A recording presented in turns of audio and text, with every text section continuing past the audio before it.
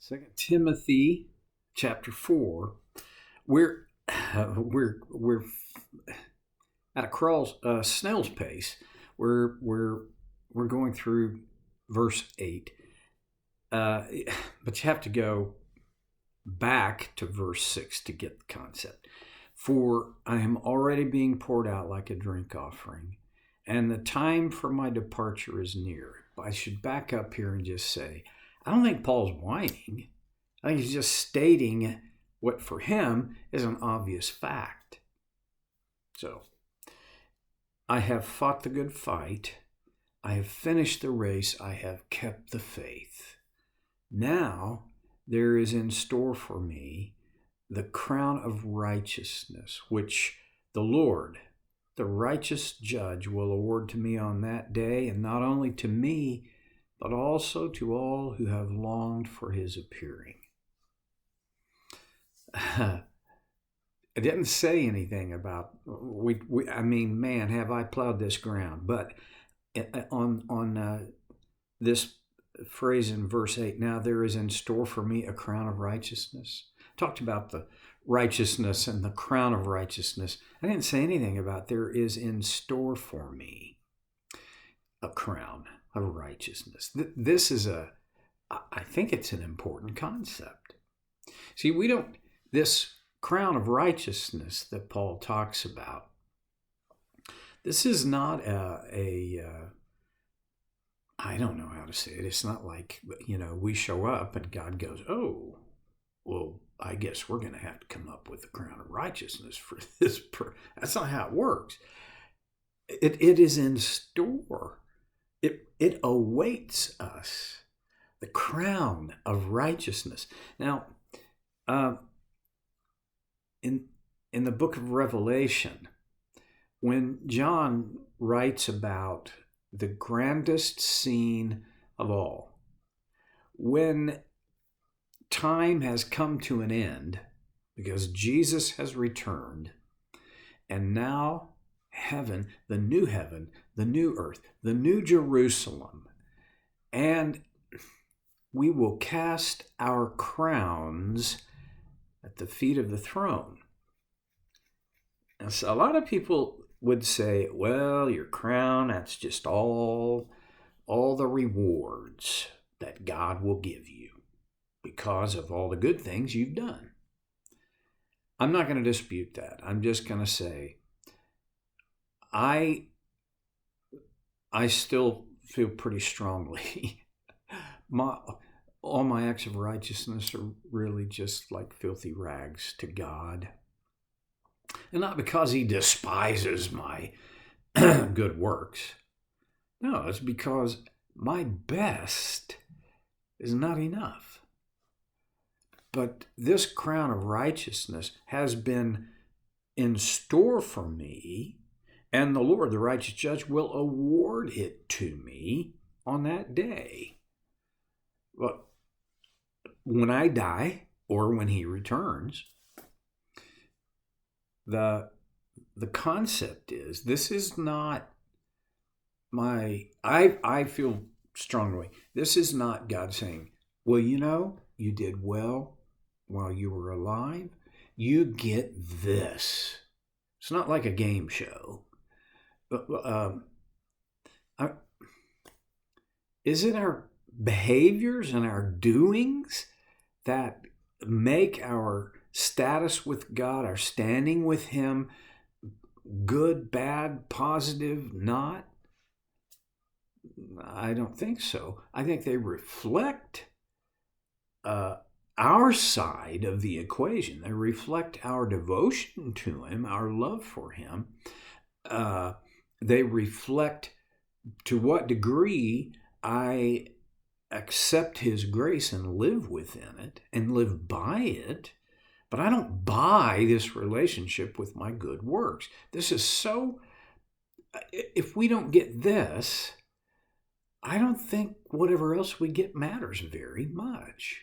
And I will be honest with you, I think the reason it matters so much to me is because as a child and a young man, I didn't get that at all. I hadn't processed. It didn't connect for me. And I'm not blaming anybody, but I will say I didn't learn about the majesty and magnitude of God's grace and the personal nature of it until I was, in my 40s. I did.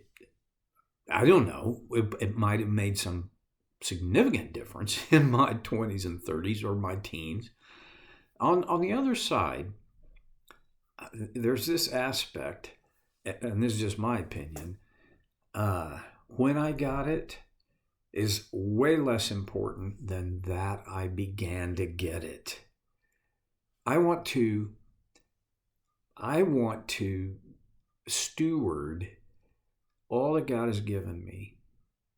And of all those things, the biggest to me is grace, because out of it flows everything else. Okay. There is in store for me a crown of righteousness, which the Lord, the judge, the righteous judge, will award to me on that day. I've said this before, but that day, you know what? For a lot of us, that day is going to catch us a little bit by surprise. There may be a few people in the world who have been able to say, no, I will die on that day. Didn't happen to me. I thought I was going to have a super fun day in Phoenix, Arizona on January 10th of 2011. Golf at a gorgeous resort course for free with my best friend Danny. Then we were going to go buy a big old honking TV and watch the national championship football game and spend another day or two just enjoying being in the Valley of the Sun with our dearest friends. Whoopsie, didn't work that way. I had no idea. I didn't see it coming. I think that's how death takes us. This week, a dear friend of mine died. He was in his late 80s, and he had a plethora of medical complications. But he fell.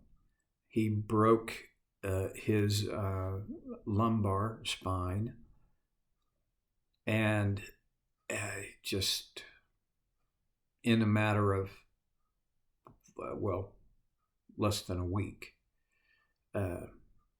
his body gave up on him. Now, I don't think Don had planned, I know Don had not planned that,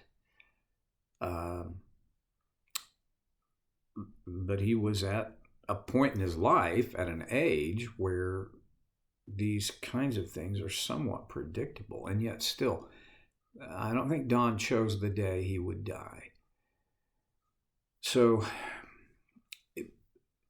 we can never afford to forget that we're finite.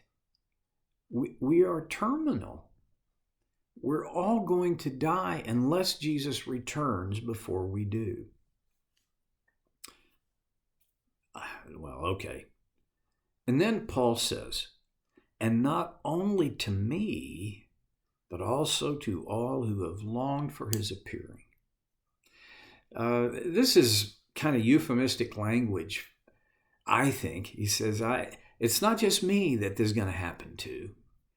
I'm not the only one who's got a crown of righteousness in store. I'm not the only one who will receive it from the righteous judge. It is me and all who have longed for his appearing, his people. And I don't want to use this like a sledgehammer, but we got to tap on it here, okay? There are times when I get so wrapped up in my daily living, in what I'm going to do today and tomorrow and down into the future, and the concerns and troubles and hardships of that context, that it overwhelms me. Does that ever happen to you? Maybe not, but I'm thinking probably all of us know what that's like. And it's valid is not even a strong enough word. I won't say it is essential that we don't lose sight of the fact that we want Jesus to return. I remember when I was a little kid, I didn't want Jesus to return. This was, little kid theology, all right? Because holy moly, I didn't know if he came back. What if I got left behind? Because I was raised in a very full-on premillennial, dispensational, big-time, end times kind of theology. Lots of the revivals pounded on that. Anyway, I just didn't know. I was unsure of whether or not, and it came down to this: I had been good enough for Jesus to take me. I don't want my kids, I don't want my grandkids to think that. I didn't want my kids to think that. But it's not the end of the world that I did. Now I realize when I said yes to him, when I said I wanted Jesus to save me and I followed him in baptism, I didn't understand. There was no deep theology going on in my head at that point in time. I just knew that's what I'm supposed to do, and that's what I want to do, because I don't want to be left behind and I don't want to go to hell. Good enough. When you're 8 or 9, you don't need a whole lot. Well, think about this. I've said this before, but on the day of Pentecost, 3,000 Jews were baptized in the temple courts, and we assume in the temple fountains. They didn't have a baptism class. They didn't sit down and fill in the blanks on what this means and what are the implications, and they just knew that was how they were told to respond, and they wanted to. So now they began their journey there. That wasn't the end. That was only the beginning. And so for me. But I often lose track of the fact that this world is not my home. I long for the appearing of Jesus, because when that happens,